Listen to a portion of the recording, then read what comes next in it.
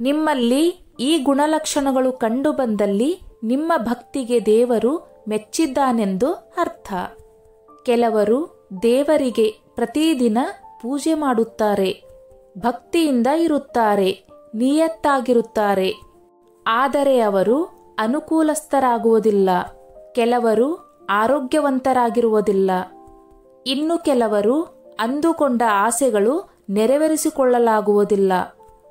ಆಗ ನಾನು ದೇವರಲ್ಲಿ ಪ್ರತಿದಿನ ಭಕ್ತಿಯಿಂದ ಪ್ರಾರ್ಥನೆ ಮಾಡುತ್ತೇನೆ. ಆದರೂ ಕೂಡ ದೇವರಿಗೆ ನನ್ನ ಕಷ್ಟ ಗೊತ್ತಾಗುತ್ತಲೇ ಇಲ್ಲವೆಂದು ಕೊರಗುತ್ತಾರೆ. ಆದರೆ ನಿಮ್ಮಲ್ಲಿ ಕೆಲ ಲಕ್ಷಣಗಳು ಕಂಡುಬಂದಲ್ಲಿ ನಿಮಗೆ ದೇವರು ಒಲಿದಿದ್ದಾನೆ ಎಂದರ್ಥ.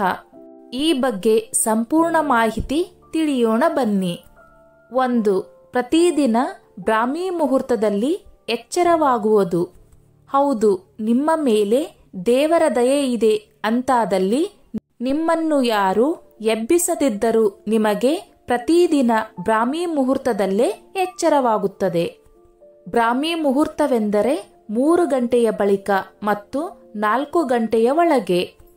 ಈ ಸಮಯದಲ್ಲಿ ಎಚ್ಚರವಾದರೆ ಎದ್ದು ಸ್ನಾನ ಪೂಜೆ ಮಾಡಿ ನಿಮ್ಮ ಕೆಲಸವನ್ನು ಮುಂದುವರಿಸಿ, ಎಲ್ಲ ಒಳ್ಳೆಯದಾಗುತ್ತದೆ. 2. ನಿಮ್ಮ ಕನಸಿನಲ್ಲಿ ಪದೇ ಪದೇ ದೇವರು ಕಾಣಿಸುವುದು, ದೇವಸ್ಥಾನ ಕಾಣಿಸುವುದು, ಹೀಗೆಲ್ಲ ಆದಲ್ಲಿ ನಿಮ್ಮ ಮೇಲೆ ದೇವರ ದಯೆ ಇದೆ ಎಂದರ್ಥ.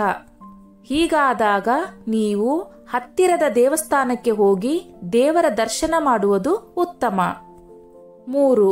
ಮೂರನೆಯದಾಗಿ ನಿಮಗೆ ನಿಮ್ಮ ಸುತ್ತಮುತ್ತಲ ವಾತಾವರಣ ಸುಗಂಧಮಯವಾಗಿ ಸಕಾರಾತ್ಮಕ ಯೋಚನೆಯಿಂದ ಕೂಡಿದರೆ ನಿಮ್ಮ ಲಕ್ ಖುಲಾಯಿಸಿದೆ ಎಂದರ್ಥ. ಹಾಗಾಗಿ ಹಿರಿಯರು ಮನೆ ಮತ್ತು ನಾವು ಕೆಲಸ ಮಾಡುವ ಜಾಗ ಯಾವಾಗಲೂ ಸ್ವಚ್ಛವಾಗಿಡಬೇಕು ಅನ್ನೋದು. 4. ನೀವು ಅಂದುಕೊಳ್ಳದೆ ಬಯಸದೆ ನಿಮಗೆ ಲಾಭವಾಗುವುದು. ಹಾಗಾಗಿ ಯಾವುದಕ್ಕೂ ಹೆಚ್ಚು ಆಸೆ ಪಡಬೇಡಿ. ದೇವರು ನಿಮಗೆ ಏನನ್ನು ಕೊಡಬೇಕು ಎಂದು ಆಲೋಚಿಸಿರುವನೋ ಅದನ್ನೇ ಕೊಡುತ್ತಾನೆ. 5. ನೀವು ದೇವರೊಂದಿಗೆ ಮಾತನಾಡುತ್ತಿರುವಂತೆ ಕನಸು ಬಿದ್ದರೆ ಅಥವಾ ನಿಮ್ಮಿಷ್ಟದ ದೇವರು ನಿಮ್ಮ ಕನಸಿನಲ್ಲಿ ಬಂದು ನಿಮಗೆ ದರ್ಶನ ನೀಡುತ್ತಿದ್ದರೆ ಅಥವಾ ನೀವು ಕನಸಿನಲ್ಲಿ ಹಾರಾಡುವ ರೀತಿ ಕನಸು ಕಂಡರೆ, ಹೀಗೆಲ್ಲವಾದಲ್ಲಿ ನಿಮಗೆ ಬಹುಬೇಗ ಅದೃಷ್ಟ ಖುಲಾಯಿಸಲಿದೆ ಎಂದರ್ಥ. ಸ್ನೇಹಿತರೆ, ಈ ನನ್ನ ಮಾಹಿತಿ ನಿಮಗೆ ಇಷ್ಟವಾಗಿದ್ದಲ್ಲಿ ದಯವಿಟ್ಟು ಶೇರ್ ಮಾಡಿ, ಲೈಕ್ ಮಾಡಿ ಮತ್ತು ಸಬ್ಸ್ಕ್ರೈಬ್ ಮಾಡಿ.